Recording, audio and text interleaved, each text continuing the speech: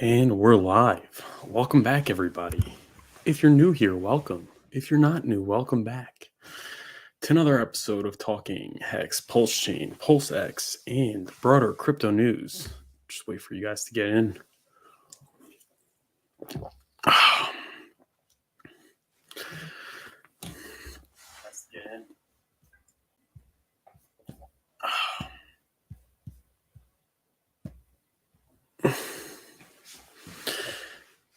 And we got Ted Cash. Happy Sunday, everyone. Happy Sunday, Ted Cash. Thanks for tuning in.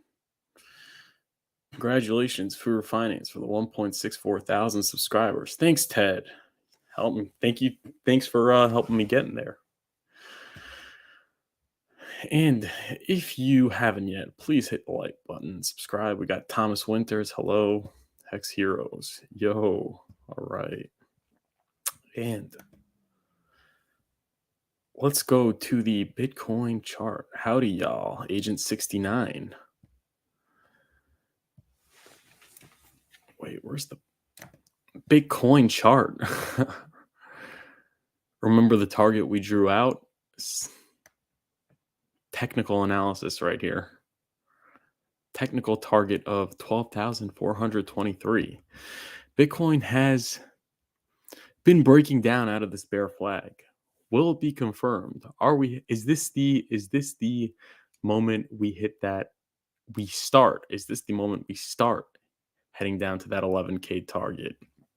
So we could just bite the bullet already and head back up for higher prices. Right now we're at 16,693. Not far off from that 11K target. Price action has been relatively boring. I mean, there was a major price change. There was a sort of fake out when it went up to 18,000 and then it just went right back down. So nothing too exciting going on there. I guess people are talking about, another massive news, another massive, company or institution going out of business to cascade down to that 11K. Will it happen? Will it not happen? Has the bottom gotten in? Has the bottom been in at 15,500? Right now, it is December 18th, 2022. December 20th would be if there is a lower low after December 20th, that will officially be the longest bear market in Bitcoin history. So according to the cycles, according to cycle theory, if we don't make a local low by December 20th, that means that the bottom is in. That means, according to cycle theory, which eventually will break, the bottom will be in December 20th. But it's always possible to be broken. I would say it's even still intact if we make a lower low, maybe if we bottom a month later, 2 months later. But if it keeps going like this, but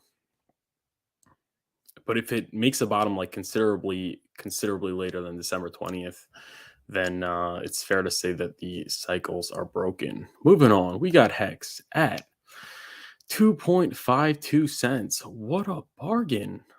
Oh my gosh.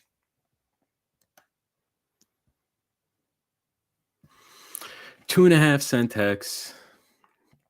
It's been really in this range for,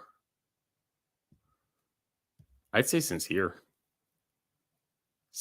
June 2022. So we've been in this. Let's do some technical analysis, even though I'm not a fan of it.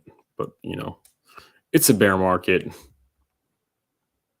Why not be a little bit entertained?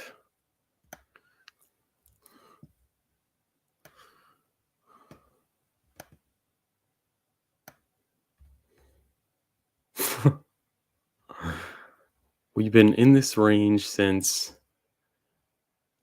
June 2022, 6 months. I mean, I guess you could say the Hex price has been holding pretty strong. I mean, some fake outs to the upside, but it hasn't really broken that 2.5 cent, sort of thing. It's been going sideways for a very, very long time. Is it going to break lower? Is it going to break this trend line and head for lower prices? I can't believe I'm even doing this. We will know soon enough. But if you believe in Hex, if you believe Hex will continue to trend up over time, now would be really the time to DCA. But that's up to you. Not sure. What do you guys believe? We got a $5 super chat from Hex Hero. Thank you so much for your $5 super chat. Bottom will be in early 2023. So you're saying lengthening cycles. First quarter 2023 bottom. Very possible. We have Hex Hero. Thank you so much for the $5 super chat. I really appreciate it. And Chad Donner Schwans. The Schwans of House Donner has entered the chat. Thank you, Chad. Yeah, so I just continue to DCA, same day, same time, every week, put in a little bit, and I think it'll pay off in the long run. I am a believer in cryptocurrency. I am a believer in Hex. I think Hex is second to none in my opinion. Not financial advice, but what do you think? Is the bear market as easy as it seemed? Because I don't know. Seemed a lot easier. Seems a lot easier until you're there, until the uncertainty hits. But that's that. We got crypto bubbles. Wow. Blood in the streets. Talking about blood in the streets. Excuse me. Everything is down. FTT down 35.7%. Filecoin 30.5%. Trust Wallet token, supposed to be the token that was doing well when everything else was getting wrecked, is down 36.2%. That really just goes to show you you're not going to have, I mean, you could have a token that does well in a bear market. You know, it doesn't go down as much as everything else. And sometimes it has considerable pumps when everything else is down. But it's hard for me to believe that you're going to find a token that's going to give you that life-changing wealth, that the community is going to be, everyone's going to be driving Lambos like the Hexkins were in the bull market. It's hard to believe that you're going to have a coin doing that during the bear market. And if it is, I'd be very suspicious that it'll result in inevitable Terra Luna kind of situation. But that's what I think. I don't know. What do you guys think? Moving on. We got 20 watching. If you're enjoying, don't forget to hit that like, subscribe to the channel, and follow me on Twitter at furufinance and TikTok at furufinance. We got Hex daily stats. You got to check Hex on the daily. When you're in that bear market and the price is going down, it is important to remember that Hex is second to none when it comes to onboarding new holders and stakers while the price is going down. Massive, massive bearish divergence. So like what is going on here? 12.3.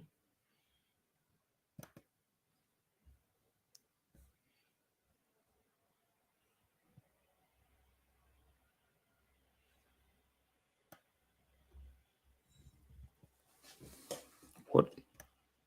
Is this like day one? How do I get to the present day? Yeah,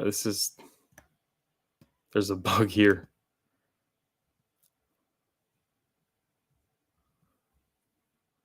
This is 12/17/22. It's on the last page instead of the first page. We got 53 new holders and 43 new stakers. What about the day before?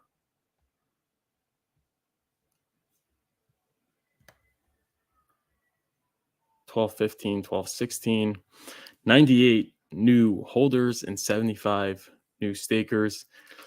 That has canceled out that massive negative 206. That's 98 and 75 new holders. That cancels out the 206 net loss in total current holders that we had 3 days ago. So we're back at all-time highs, folks. 29 and 36 new stakers on the 15th and 16th. Super bullish news for Hex. New holders and stakers every day. Don't know why it's not on page 1. Instead, it's on page 112, but hopefully they'll fix it shortly. Go to hexdailystats.com and go to hexfire.io. Those are excellent, excellent websites bringing you the the on-chain numbers. Moving on, we got Richard Hart. So this is what I noticed. Richard Hart has been very, very quiet on Twitter, not talking about much. And why was that? I don't know. But been pretty quiet considering who he is and how much he's been tweeting in the past until now. Came out with a video. $10,000 Pline tracksuit and Gucci gift. Look at that.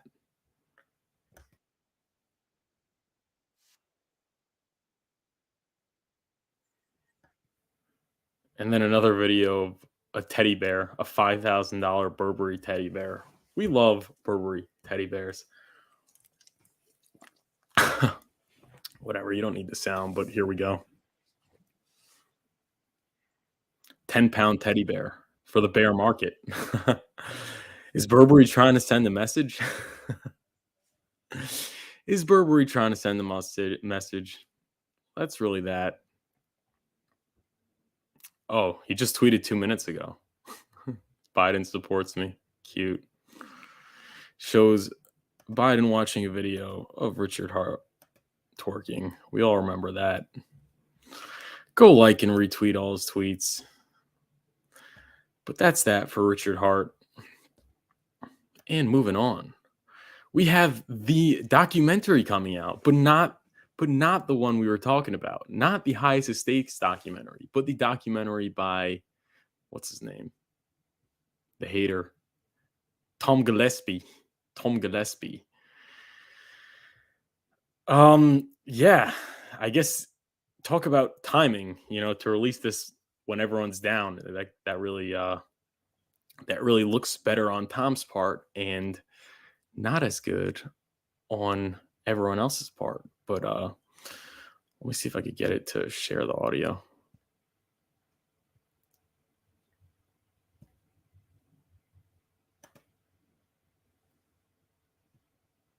Whoops. Bear with me for a second. Present. Share screen.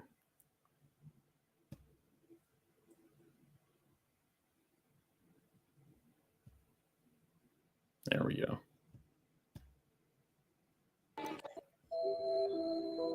He used to be a kind of a Bitcoin maximalist. He actually really wants people to like him. All right, Hexagon's Tom Gillespie here. Wait a second, is that him in the window? Zoom into that window. And then he said, I'll explain the project to you and you can tell me your opinion. You love That was before I knew that he had like a strategy with this. A lot of mechanisms are built into Hex. Again, sort of funnel wealth towards the founder. Here's a whole bunch of tokens so that you can cash out when the market is sufficiently inflated. I mean, I do think it is by design that Hex is this complicated. Richard, as a public figure, is the face of Hex. He's the guy who came up with the idea. I decided that I didn't think it was ethical and good for me to be invested in any amount. He's figured out a way to use the scam narrative in crypto to his advantage. Oh, you about to make Hexicans mad at me. The thing about Richard, he's a really strong character. When everyone else is calling it a scam and you're trying to, onboard your friends and family and they don't really want to hear about it, like that sucks because they're missing out on such a good opportunity. He'll say, well, this is why it's not a scam. This is why it's not a Ponzi.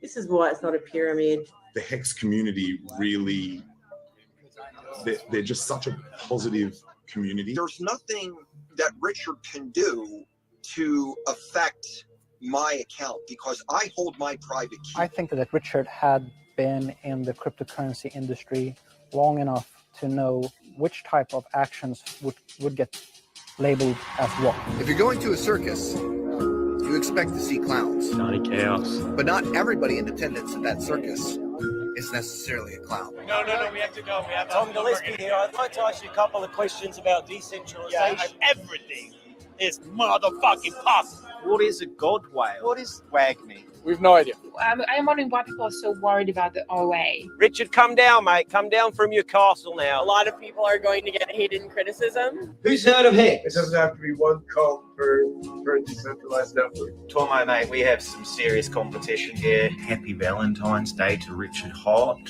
Hand back the fucking phone now. Stop playing king silly buggers. Fucking hell.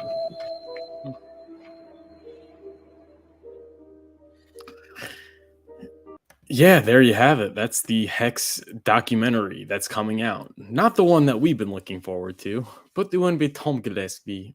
Seems like he's very critical of it. He does interview a lot of good Hexicans. So I mean, he does provide a sort of balanced side, and he also interviews Richard Hart. You could actually watch Richard Hart on Tom Gillespie on YouTube if you want. But that's going to be interesting. Is that going to be, are they timing that launch before Pulsechain? Maybe the two documentaries will be launched simultaneously, and you could decide which one's right and which one's wrong. But yeah, that is the Tom Gillespie Hex documentary. I think it's called Hex and the Time Value of Money. He interviews Eric Wall. He's very critical, obviously, of Hex and the Richard Hart community, the most polarizing crypto community and the most powerful crypto community. So I guess we'll have to see. We're going to have to see how it goes when it comes out, and maybe it'll be a good one. Anyways, moving on. We had Richard Hart on the Paul Barron network with 354,000 subscribers. This was yesterday. Richard Hart was live with Paul Barron. Go watch the full video. Like the video if you haven't. It's an excellent video. Got 30,000 views in one day. Subscribe to Paul Barron's channel if you want. He does have some interesting stuff, but he has also some not such interesting stuff. But it's great to see he was on Richard Hart because of the Twitter poll. And it just goes to show these things matter, right? He put Richard Hart on the ballot against Kevin O'Leary. I think it was BitBoy, a bunch of other ones. And the Hex community came through once again and voted overwhelmingly for Richard Hart. And the people got what they wanted. And it was an excellent interview. I recommend everybody watching it. I think we have a soundbite over here. Richard Hart talking about whether we reach capitulation or not. I got to share.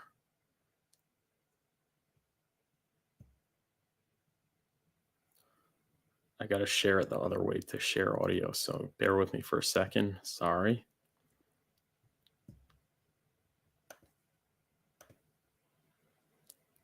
Share screen. Home to. There we go. Oh, wait.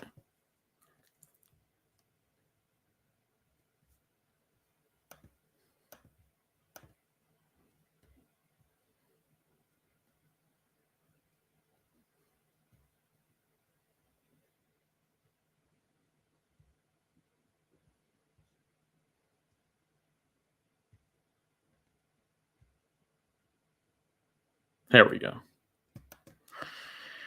And this, Richard, when you look at the market right now, if we were to lose another major, and I say lose, if someone like a Binance were to go down, what would that do to the overall industry as a whole? Binance is our featured story. A year and a half ago, I told you Bitcoin was going to 10K.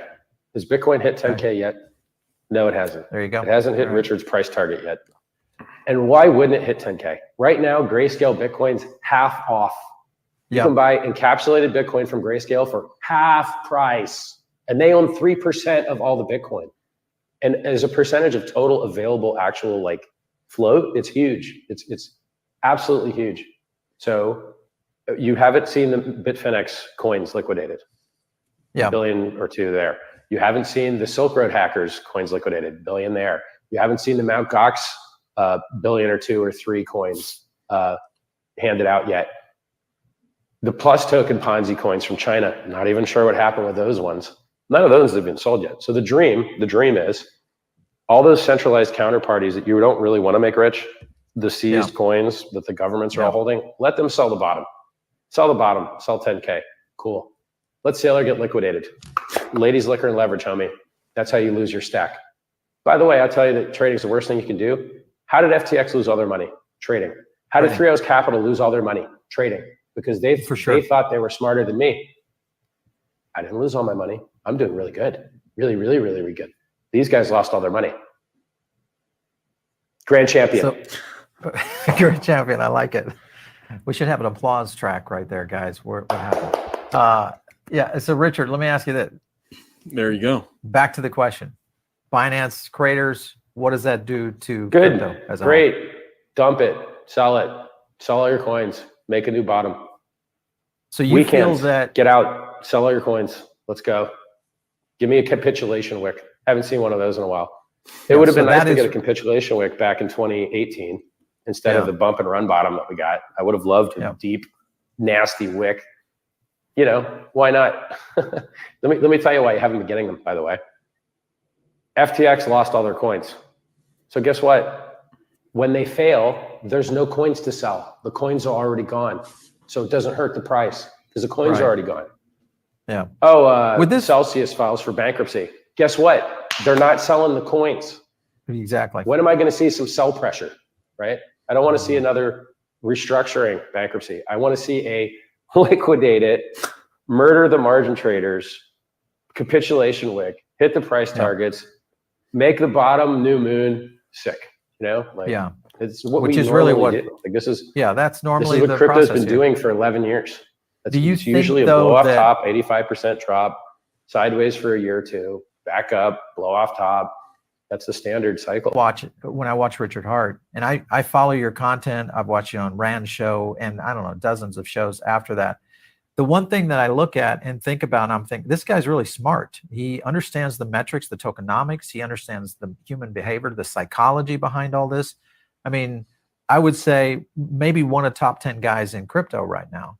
And when you look at that, for me, I think there's a huge opportunity here in the space, because you know this as well as I, is that the next level of leveling up in what's going to happen in crypto is going to be based off adoption. And adoption is going to be coming from a new breed of investor, most likely that has not come into crypto before. Sure, we're going to get some of those people that are going to come back in after licking their wounds. They might make their way back in, but I think we're going to get some newbies in the space for the very first time in the next few years. Okay, let's do it. I have an idea for adoption. All right. Why don't we do the world's largest airdrop? Okay, there you go. Why don't we airdrop there you go. A free coin to absolutely every single holder of any coin on the Ethereum network? Yeah, we could give them a free copy. Yes, it is. Yep. What is that called? What is that called? PulseChain. Yeah. So there you have it, guys. There you have it. Excellent interview. I like what he said at the end, which was that the best way to bring adoption is to give people free stuff. And I like that the free airdrop with PulseChain is really catering to people that are already in crypto. I think especially considering that Hex is not on a mainstream centralized exchange, the best people to onboard, the best people to reach out to are people that are already very familiar with decentralized exchanges and self-custody and things like that. So I think that's why I'm so bullish on PulseChain. That is why I'm so bullish on Hex and so bullish on PulseX. Also, it was interesting. They were talking about Binance, like let Binance go down. Binance is actually our featured story. Are they going to be the company to bring us to that 11K in prey? Are they going to go under and lead to that massive cascade liquidation? Stay tuned. We are going to go into that in depth. We got Agenda 69 says no publicity is bad publicity. Very true. And Ted Cash. Interesting. I used to watch Paul Barron's show months ago until I noticed the sentiment towards Richard Hart was not favorable, so I've unsubscribed. So, hey, maybe you could resubscribe to him. Seems like his sentiment has changed. He's been talking like he's been watching him for a while now, and I mean, he must have been because he was one of the people that he put in the poll. Like Paul Barron chose to put Richard Hart in the poll, so obviously he's been watching him. He's been paying very close attention to Richard Hart, and he likes Richard Hart now, and he has not called him a scammer or anything like that. So I'm starting to like Paul Barron. It looks like Paul Barron found Richard Hart's takes to be very profound, like David Lin with Kiko. So I think Richard Hart is going to be a regular contributor on the Paul Barron Network and Kiko News in the future. But I guess we'll have to see. But that was great news. That's new people, again, that are not familiar with Richard Hart, that you could check in the comments. So like, wow, I like what this guy has to say. It's very profound. These people are likely going to want to get into Hex Pulsechain and PulseX. So that was some big news.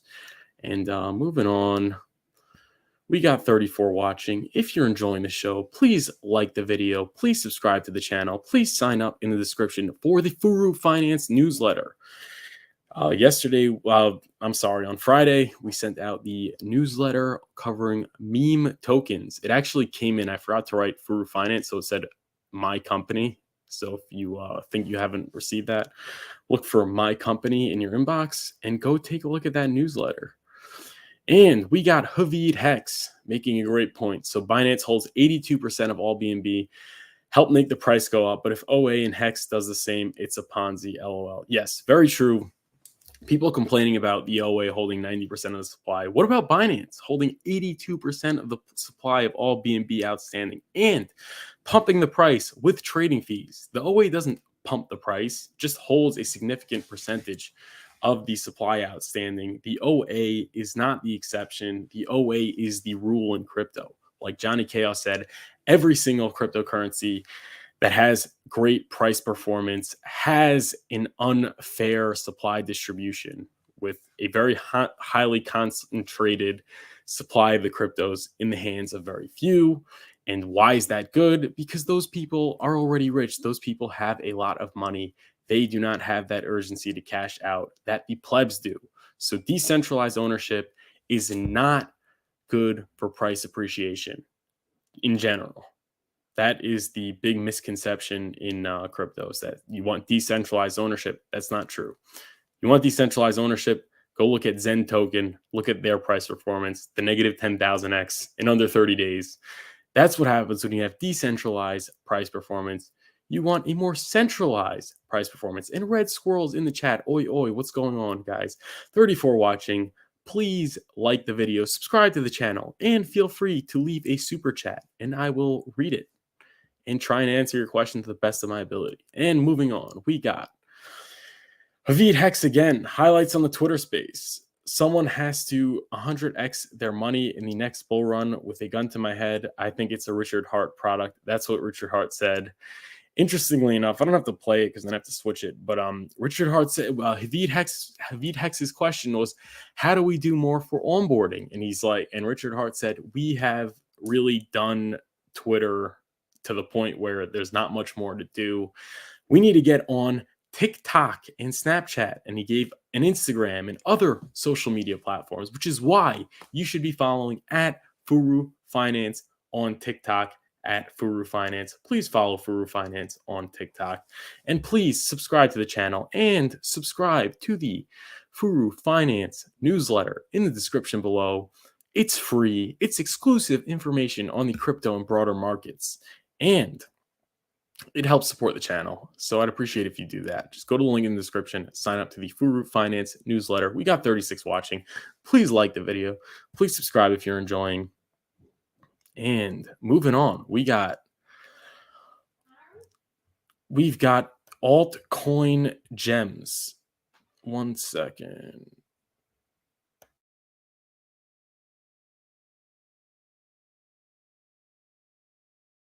We've got altcoin gems putting Hex in the profile. He's got 95,100 followers, and he has Hex as one of his top picks for price performance in the upcoming bull market. That is huge. That is huge. That goes to show these people, these anonymous Twitter accounts, are usually not always, but those are the people that are really, in general, ahead of the curve. Not a guarantee that all their picks are going to work, but they are ahead of those big mainstream channels like BitBoy Crypto and Altcoin Daily, who are generally always late to the party. So we got Altcoin Gems has 95,100 and has Hex in his bio as one of his top picks.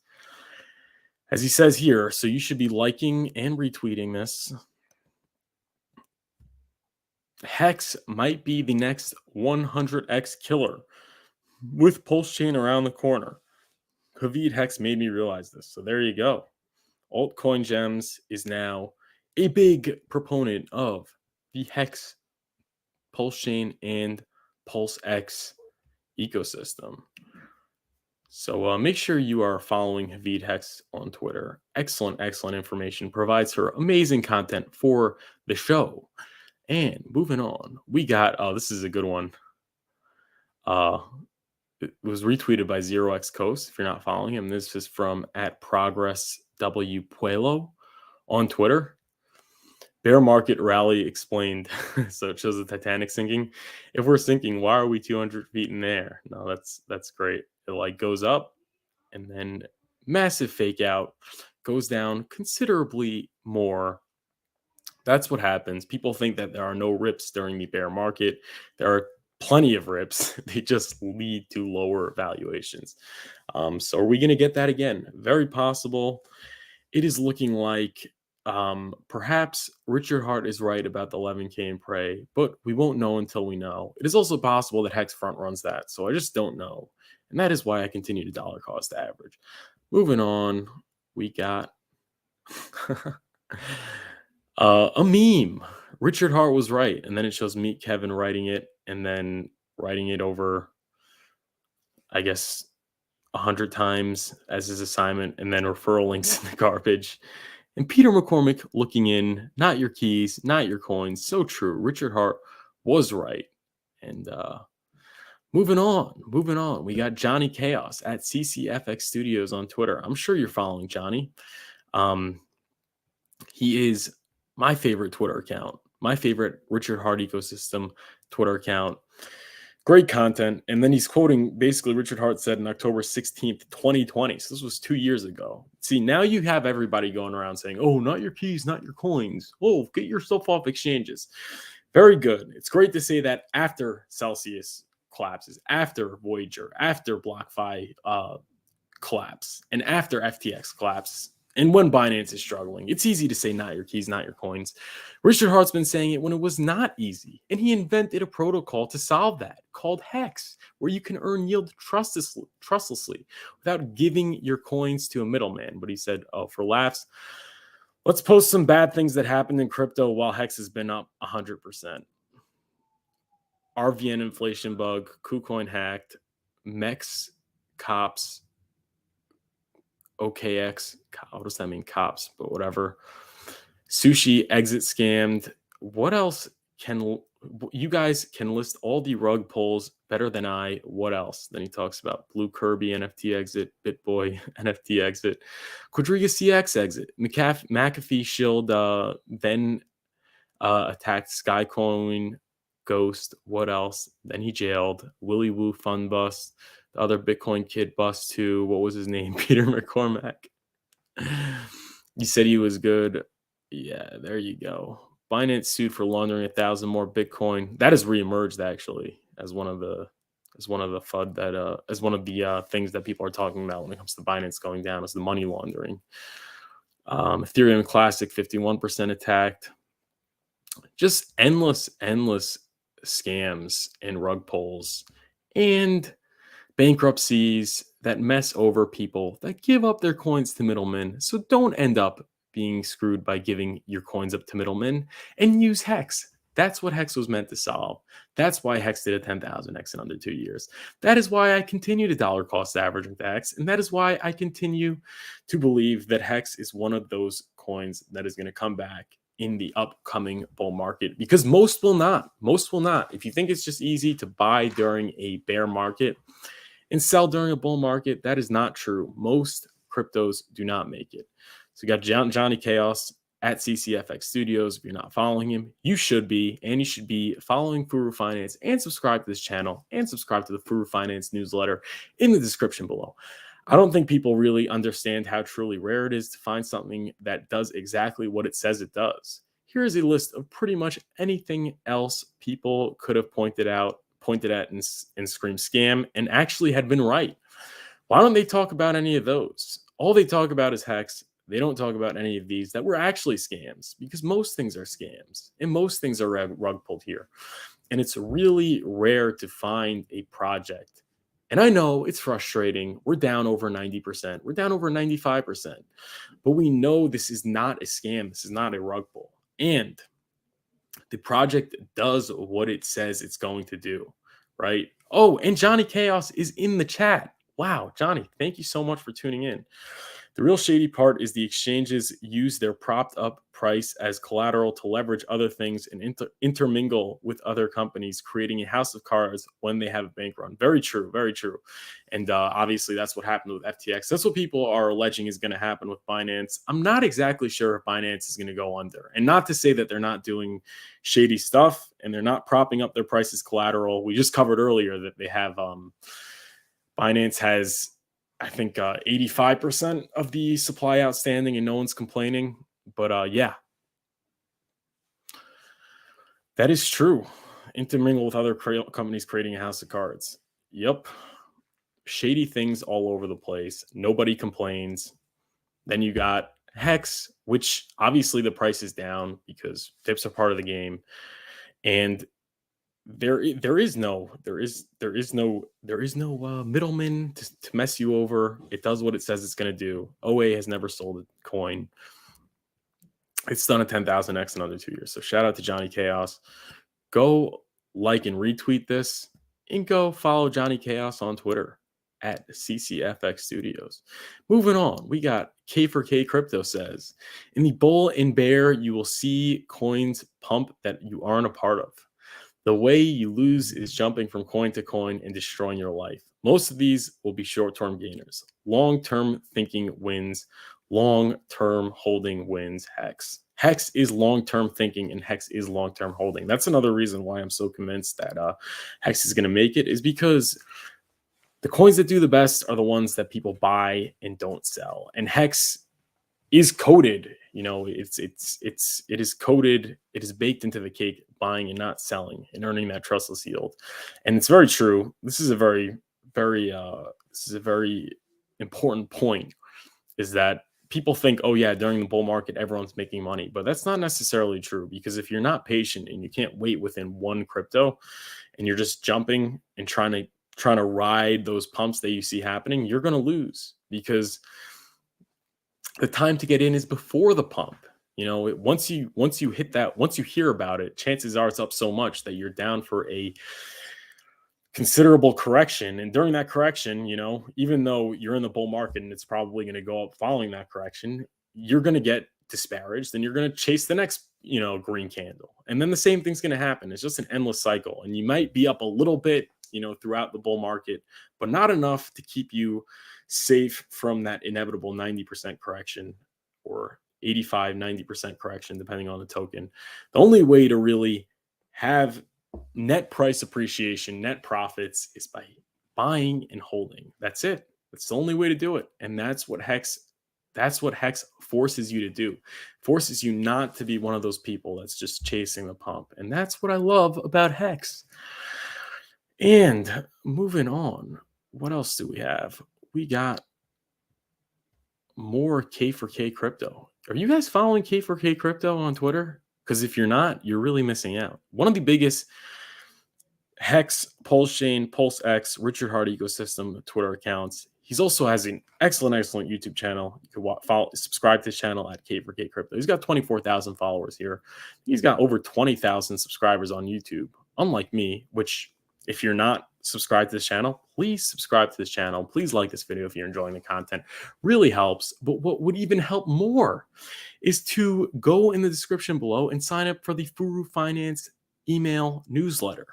That would really help. I would greatly appreciate it. You get exclusive content that I do not cover during the show.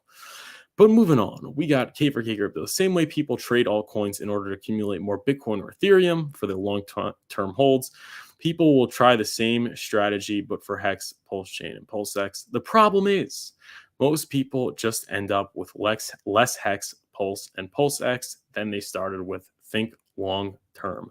Very, very true. People are trying to get into these smaller, low-cap sort of cryptos that they think are going to have these massive run-ups. They usually don't, and even if they do, chances are you're not going to be able to time it. You just got to get into what you believe in. You can't play games, especially with Hex, because in the time that you're going trading back and forth, if you were locked into Hex, you could have been earning the yield, you know, because Hex monetizes the time value of money. So even if you could buy considerably more Hex, are you buying more than you would have earned if you were just sitting there staked instead of trading? Probably not. It just makes it that much harder. So yes, very true. Great point by K4K Crypto. K4K Crypto's got awesome content on Twitter. We got more from K4K Crypto. When you make it in crypto next cycle, people will say you didn't earn it. Exactly. People think, oh yeah, it's so easy. He just got in when it was low. Oh yeah. Like, what's the big deal? He got in when it was like so low. It's so easy for him. He just got lucky. They don't say it was easy. They say he got lucky. You did not get lucky. I mean, just think about the sentiment. Think about what's going on right now, right? Like, think about people are talking about how crypto's gone forever. People are associating crypto with Sam Bankman-Fried and FTX and all those sorts of things. And it's really questionable if people are actually questioning whether it will come back. And even if it does come back, maybe it'll take another 10 years. Like, people really are trying to are staying away from crypto, I'm saying. And it's not lucky. It's not lucky. It's knowing it. You really have to have conviction. You really have to be brave now. You have to be brave. I mean, you have to be brave to go against all the sentiment and things like that. And be able to dollar cost average during these turbulent times in order to make it in the next bull market. So don't let anyone tell you were lucky. You were so not lucky. And Johnny Chaos, check your Twitter links. Let me do that. I'll just unshare. So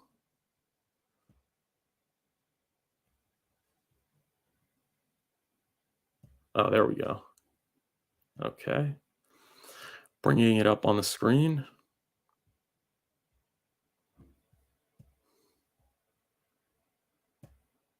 This was from Johnny Chaos just now in DM. Top 100 wallets own 99% of BNB. Laugh my ass off. Okay. Top 100 holders collectively own 91.11% of BNB total token supply. So top 100 own 16,432,135. And the total token supply is 16,579,517 tokens. There you go. I mean, that's the white you see in the pie graph is all the other accounts, meaning the people that actually buy BNB and bring it back to the cold storage wallet or hold it maybe on Binance in hot storage, which they shouldn't be. But there you have it. There you have it. Completely centralized ownership. And BNB has actually been one of the few tokens to make higher highs, through more than one bull market. And the reason for that is because the ownership is centralized, and you cannot disaggregate the centralized ownership from BNB from the centralized ownership of Hex. People cannot go around saying Hex is a scam because it's centralized and not say the same thing about BNB. The only difference is with Hex, the OA doesn't go around leveraging the Hex coins and taking tremendous risks in order to benefit the centralized exchange, the centralized company of Binance, which adds that much more risk. But yeah, there you have it. Great point by Johnny Chaos. And thank you, Johnny Chaos, for tuning in. And thank you for sharing that link. Very important point. And it really highlights the fact that, centralized ownership is not, Hex is not the exception when it comes to centralized ownership. I think in Bitcoin also, it's gotten less centralized because the assets matured. But in the beginning, Satoshi owned all the coins. And even now, I think like the top like 100 wallets own like maybe 40% of the supply or something. I mean, that's just the way it goes. That's just the way it goes. But that means you are early. That means you are early in Hex. And we got Ted Cash. Crypto Gaming, you're right. Isn't Furu Finance a gym? Oh, thank you so much, Ted Cash. I really appreciate the kind words, always. That interview with Johnny was 5 stars plus 100%. Yes, please check out my interview with Johnny Chaos after the show, providing us with the alpha, with the information about Hex that you don't get anywhere else. Johnny Chaos is a genius. Johnny's firing on all cylinders as always, yes. And moving on, we got, oh, this was a good one. This is from @CryptoHub210. This year, the crypto market experienced plenty of failures of centralized players. FTX, Celsius, and Luna lost investors billions. That's why many people started looking for truly decentralized alternatives. Let me present you one called Hex. Very, very true. It's just so cool that really, please like and retweet this. It's just so cool that just pretty much all the problems of this bear market, all the fallout of all these companies that were getting leveraged with their customer funds and things like that, Hex really addresses that. Hex solves that. Hex is the antithesis of all the bad things that we've seen. And that just gives me so much more reason to be bullish on Hex in the future, and why I believe Hex will be one of those cryptos that makes it in this upcoming bull market. But I don't know. What do you think? Do you guys think Hex will make it? And we got Ted Cash. If you're new to the Furu Finance channel, please subscribe and smash the notification bell. Yes, please subscribe to the channel and smash the notification bell and sign up to the Furu Finance newsletter in the description below. And moving on, we have our featured story. Our featured story is Binance. We continue to cover Binance. Binance, everyone is alleging, is going to be that next leg down in the bear market. Going to take us to that capitulation, like Richard Hart talks about, that 11K in prey. We got an article from Dirty Bubble Media. You guys should be following Dirty Bubble Media. He was really ahead of the curve when it came to FTX. I remember him talking about it before the news were talking about it. And now he's talking about Binance US and Binance being a fake exchange. Is Binance US a fake exchange? Billions in customer funds transferred directly from Binance US to offshore Binance exchange. Is this a ploy to trick regulators? So I'm a little bit going to skim this because it's very long. But he said in the final days of the FTX collapse, onlookers wondered about the solvency of FTX's US-based exchange, FTX.US. FTX US was ostensibly held at arm's length from the parent exchange. FTX leadership insisted that customers of the FTX US division would be safe, even if the parent company went under. However, when the end came for FTX, FTX US met the same fate, freezing customer withdrawals and entering Chapter 11 with the rest of FTX Alameda Network. And that's very interesting because I remember during the Aaron Ross Sorkin interview with Sam Bankman-Fried, he said that FTX US was completely solvent, completely whole, and could withdraw and could, meet customers' withdrawal immediately, he said at the time, if need be. And he was just waiting for it to happen. And it still hasn't happened. So that just goes to show you that Sam Bankman-Fried has never been truthful. He wasn't truthful then, and he's not truthful now. And FTX US has suffered the same Chapter 11 fate as regular FTX. So despite being US regulated and theoretically walled off from the FTX US was in reality a little more than an extension of its offshore owners. One might think that perhaps FTX US was really just a ploy to trick US regulators into focusing on the smaller American company instead of turning attention to the incoming financial hurricane in the Bahamas. It turned out that FTX was not the only offshore exchange to create a US-based and regulated entity. Binance, the world's largest exchange, created Binance.US in early 2019 in response to regulatory pressure. Binance US was described as a separate entity from Binance that was merely licensing the name and certain features from the main company. Binance.us, based in Palo Alto, is licensed as a money service business in the United States. Note that it is not difficult to obtain these licenses, as we previously shown in our expose of a network of fake crypto exchanges based in Colorado. It's not that difficult to get these licenses. Why can't Richard Hart or a Hex can get a crypto on-ramp with a money changer's license?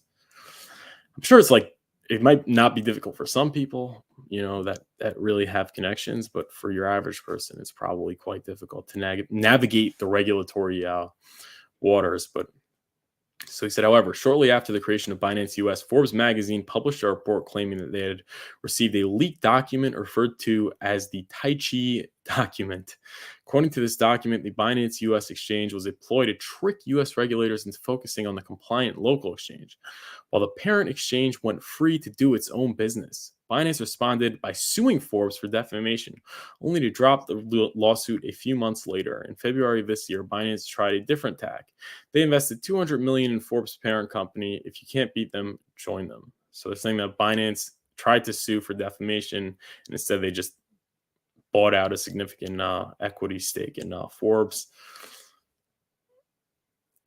However, this early reporting by Forbes was corroborated by a much more detailed report by Reuters in October 2022, with more sources and documents at their disposal. Reuters found essentially that Forbes' piece 3 years earlier suggested that Binance US was designed to trick regulators and the US customers. It shows that in 2018, Zhao approved a plan by lieutenants to insulate Binance from scrutiny by U.S. authorities by setting up a new American exchange. The new exchange would draw regulators' attention away from the main platform by serving as a regulatory inquiry clearinghouse. According to the proposal, executives went on to set the plan in motion. Company messages show. In public, Zhao said the new U.S. exchange called Binance US was a fully independent entity. In reality, Zhao controlled Binance US, directing its management from abroad, according to regulatory filings from 2020. Company messages and interviews with former team members and advisor, and a message to Binance's executive described the U.S. exchange as a de facto subsidiary. He talked about there was this two CEOs. There was Catherine Cawley. She left shortly after, and then there was Brian Brooks, who I believe left as well. Brian Brooks lasted for 4 months, saying that ultimately CZ was controlling it. And then he talked about how Binance US was intermingling funds with regular Binance. I don't have to read everything to you, but is that to say that Binance wasn't doing some maybe things that they weren't supposed to be doing? That's very possible. Does that mean that Binance is in fact insolvent and not backed one-to-one? I wouldn't jump to that, and we'll see why in a second. We'll just read the conclusion. We believe that these simple analysis demonstrate that Binance US customer funds are being sent to Binance and commingled with Binance customer assets. Our data also suggests that Binance US is using Binance to perform customer trades while pretending to be an independent entity. In reality, Binance US appears to be a little more than a facade to obfuscate the fact that an unregulated offshore crypto business currently under investigation for money laundering and sanction violations is doing business in the United States despite being banned from the country. These findings neatly dovetail with the previous reports by Forbes and Reuters indicating Binance US was a clever trick designed to fool regulators and customers. However, with the collapse of FTX, everyone is taking a closer look at the crypto industry. We doubt that Binance's regulatory Tai Chi will allow them to evade the long arm of the law for much longer. So, first of all, the money laundering and sanctions violations, that's old news. I think people are bringing it up because, now's an easy time to attack Binance. Price of everything's down, and they're facing regulatory scrutiny, to say the least.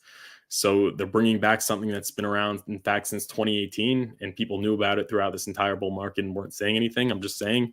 And I'm not saying this article may be very much onto something. They certainly bring on-chain evidence that Binance is, commingling funds. Is that to say they're not backed one-to-one? I don't know if that's to say that. And I'm going to show you a couple of tweets to show maybe a lot of the stuff that people are saying about Binance is in fact not true. Starting with Ben Armstrong. BitBoy Crypto. Are you following BitBoy Crypto? He's been very good to Richard Hart. He's got 1 million followers. He said, let me break down what we are seeing with the FUD surrounding CZ and Binance. In this, you're watching two camps pelting Binance with rumors, innuendos, and criticism, and yet there has not yet been one shred of actual evidence of insolvency or criminality. Here are the two groups. He's saying people who hate Binance and exchanges in general. Many of these are Bitcoin maximalists like Corey Klippstein. Some are not maximalists, but just detest third-party exchanges. These people are genuine in their criticism. So then he says propaganda. So this, I don't know if it's that true. He's saying propaganda arms of FTX out in Alameda. People laughed at me before when I told you about the fake news dissemination until the Block CEO was caught receiving $27 million from Alameda. Page shills like Jim Cramer and Kevin O'Leary, and the bot armies are out in full force. Well, it is interesting because Kevin O'Leary is saying that Binance really took down FTX and saying that maybe he's saying some things about Binance, and we all know that he's been paid $15 million to be a Binance spokesperson. So there is something to it. I don't know if everything he's saying is true with regard to that, but so he says the second group is riling the first group up and supercharging their FUD campaign. The Alameda group is desperately trying to paint CZ as a bad guy and to blame Binance for FTX. I don't know. I need to see evidence that Alameda and FTX are actually behind this whole FUD campaign of Binance. There are certainly things that I don't like about this FUD campaign against Binance. And I'm not trying to say that Binance is completely clean or they're solvent and back one-to-one, but there are certainly things I don't like about it. But that's not to say that it's being done by Sam Bankman-Fried in Alameda. I don't know if that's true.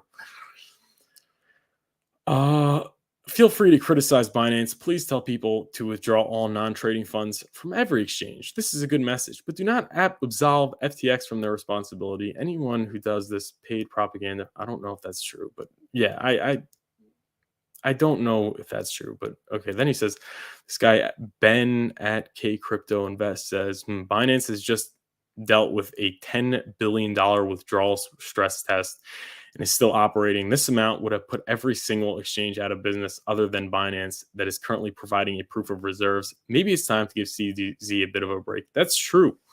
They were able to they were all able to handle $10 billion worth of withdrawals within a very short period of time.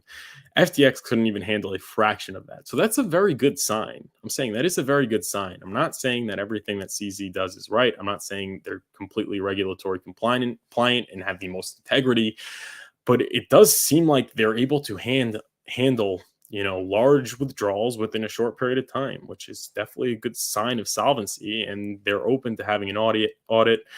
Then you have Mike Alfred, who obviously we don't like for many reasons, but he does provide some good news in the crypto markets, I guess. He says BNB Pumping as Binance CEO CZ announces a new CFO, independent board, home office location, and tier 1 auditor, vows to complete full audit of company financials and internal controls. Yes. And that's like another thing is that people were trying to use another thing I didn't like about what's it called about the whole CZ thing where people were saying that they're really not audited, they're not backed one-to-one, and they use this proof that Mazars took down their audit from their website. And it turns out they were taking down every audit because it turns out that perhaps they didn't know as much as they should have about how to audit a crypto fund, etc. So they just said, we don't want to put our name behind it because maybe we didn't do as good of a job and we weren't as thorough as we should have been, seemingly. And that's not on Binance. That's on Mazars, So I don't like that people are using that. It wasn't specifically to Binance. It was just Mazars in general. And now Binance is welcoming more audits. So I don't know. I mean, I don't want to say that Binance is for sure solvent and for sure back one-to-one and everything's going to be fine. But the FUD that's going around is very sus. It's often a nothing burger, like Mazars pulling down the audit, and like CZ saying our lawyers are going to deal with it because he was talking about the clawback. So I'm saying it's very often the things that people are saying that should be that should be like maybe damning evidence against Binance are really not what they seem to be. So I'm not so convinced that Binance is going to go down. Maybe it does. Maybe that is the next leg down in the bull market. Maybe it is. Maybe it's not. I'm not so convinced it will be, but things happen very, very quickly. I'll say that. Things happen very, very quickly and very unexpectedly here. So who knows? Who knows? That would be very interesting. But also, FTX has only been around for one bull market, one cycle. Binance has been around for 2. So I guess we'll just have to wait and see. We got 35 watching. If you're enjoying, please like the video. Please subscribe to the channel. Please follow me on Twitter at furufinance. And now, is there anything else that we need to cover? No, that's it for in terms of the news. We'll just check out the chat. If you're enjoying, feel free to leave a super chat. Feel free to sign up for the Furu Finance newsletter. And obviously, hit the like button, subscribe to the channel, and follow me on Twitter. Follow me on TikTok. Richard Hart said we need to expand to TikTok. I'm on TikTok at Furu Finance. And moving on, Black Eagle. Great show. Your insight is welcome and refreshing. You should talk to Conrad Zen. He's got a ton of Hex and has his own project he's launching on Pulsechain. I don't want to get too into that, but obviously Johnny K has talked about that. It's basically what was SafeMoon and what was Proof of Weak Hands being recycled and refunneled to people. Potentially, that's essentially what it is. I'm not going to shill it. I mean, you can, if you want, you could go look into it, go do your own research. It's nothing new under the sun. I have no reason to think it is going to do well. And I certainly don't have a reason to think it's not enough for it to do well. Is it going to outperform Hex Pulsechain and PulseX? I don't think so. I prefer Hex. I think Hex is better because it helps you delay gratification. And it also helps the price go up because you're delaying gratification. With the Conrad Zen thing, there's no penalty. I'm saying there is a pay it forward, but anyone can sell at any time. With Hex, people are committing to not selling for 15 years. And it's happened before. There has been hourglass games saying it's nothing novel, hasn't worked back then. I don't see reason for it to work now, but not financial advice. Go do your own research. Go look into it. And we got Maddie Allen, Hex Therapy Lives in the chat. Thank you for tuning in, Maddie Allen. You guys should be following Maddie Allen at Maddie Allen and subscribe to Maddie Allen on YouTube. He has excellent content. Exchanges should prove they have all customer funds, not just the first 10 billion. CZ pumping, manipulating BNB because they are not solvent. Is Maddie Allen saying that BNB, that Binance is going to bring us to that next leg down? Interesting. They only prove 1-to-1 the first 10 billion. I don't know. I know. I'm pretty sure they proved it with all their Bitcoin. I mean, that's what I seen, and it was a little shady that they didn't want to prove 1-to-1 with all their other coins, but they say they're going to in the near future. I mean, but at the same time, Tether said they're going to have an audit and prove 1-to-1 shortly, and it's been like 5 years since they said that. So I don't know. I mean, the thing about Binance is that there are a lot of things that people have been saying that, oh yeah, this is a reason, this is proof that they're going to be insolvent. And a lot of the things that they were bringing up aren't credible, which makes me think that it's less likely that they're going to go down, but I don't know. I mean, you could very easily be right. I mean, know a lot more than me. So I guess we'll have to wait and see. PZen is not a Ponzi or the same as SafeMoon. I'll debate anyone on this. I think I only have $300 of it. Anyways, Hex is way better. Yeah, there you go. So, I mean, that's what it comes down to. What it comes down to is not whether PZen is a Ponzi. I mean, it is important to know if it's a Ponzi or the same as SafeMoon. The point is which one's going to outperform, which one's a better project. And obviously, I believe Hex is better. Maybe PZen makes it. I don't think it's going to make it, even if it's not the same as SafeMoon. Just most coins don't make it. Like, people don't realize most tokens do not make it. Like, how many coins made it through two bull markets? Bitcoin, Ethereum, Monero, Doge, BNB, which is questionable if they're still going to make it, and Cardano. I think that's it. So, I mean, is PZen going to be one of them? I don't think so. But I don't know. What do you guys think? Thanks for the streaming. Thanks for streaming and discussing great topics. Thanks for tuning in, Maddie. IDK Binance is insolvent, but holding funds on exchanges is the enemy of crypto. Exactly. Not your keys, not your coins. Cryptocurrency was made to remove middlemen. And what do? You guys go out there and find a middleman. Very true. Very true. And we got 40 watching. I'll give you guys a minute to put down your chats. If there's anyone else has anything they want to say or ask, feel free to leave a super chat. In any case, please like this video. Please subscribe to the channel. Please sign up for the Furu Finance newsletter in the description below. And thank you guys so much for tuning in. And follow me on Twitter at Furu Finance and on TikTok at Furu Finance. In any case, seems like that is all for today. Appreciate you guys all tuning in. Please like the video. Please subscribe to the video. And we'll see you tomorrow at 12 p.m. Eastern Time discussing Hex Pulsechain and PulseX. Have a great rest of your weekend.